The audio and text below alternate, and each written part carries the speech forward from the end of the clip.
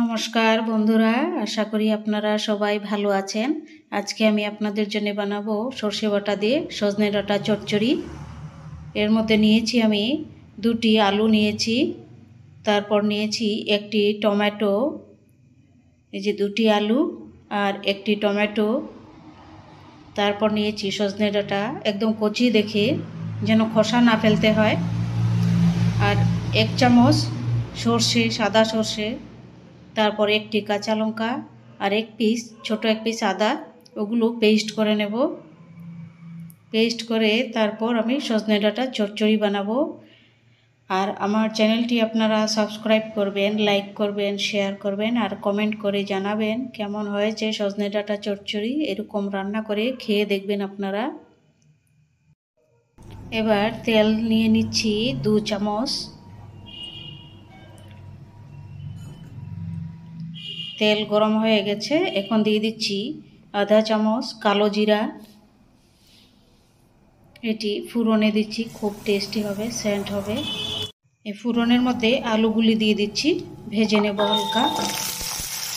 আলুর মধ্যে দিয়ে দিচ্ছি 1 চামচ লবণ, আধা চামচ হলুদ। আলুগুলি অল্প ভালো করে সাঁতলে নেব। তারপর সজনে ডাঁটা দিয়ে দেব, অল্প সেদ্ধ করে রাখা সজনে ডাঁটা। এই যে 2 মিনিট সজনে ডাঁটাটা আমি সেদ্ধ করেছি, বেশি সেদ্ধ করলে পেস্ট হয়ে যাবে। এটি দিয়ে দিচ্ছি এখন সজনে ডাঁটাগুলি। এটি আরও 2 মিনিট আমি সাঁতলে নেব আলু আর সজনে ডাঁটা। অল্প সাঁতলানোর পর তারপর দিয়ে দিচ্ছি অল্প আধা চামচ লাল লঙ্কা পাউডার। এবার আরও 2 মিনিট ভালো করে সাঁতলে নেব।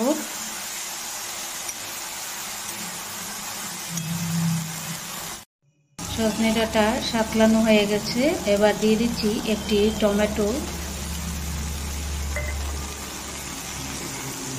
এবার আরও 2 মিনিট সাঁতলে নেব ভালো করে।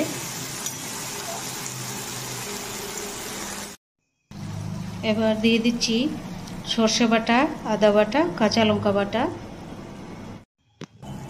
এবার এটি 5 মিনিট আমি ঢাকা দিয়ে দেব, আর গ্যাসের আগুনটা একদম লো ফ্লেমে রেখে ঢাকা দেব 5 মিনিট।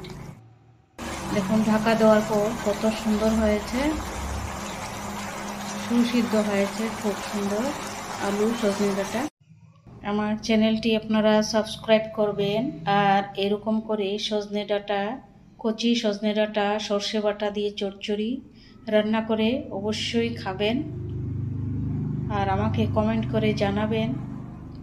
খুবই টেস্ট।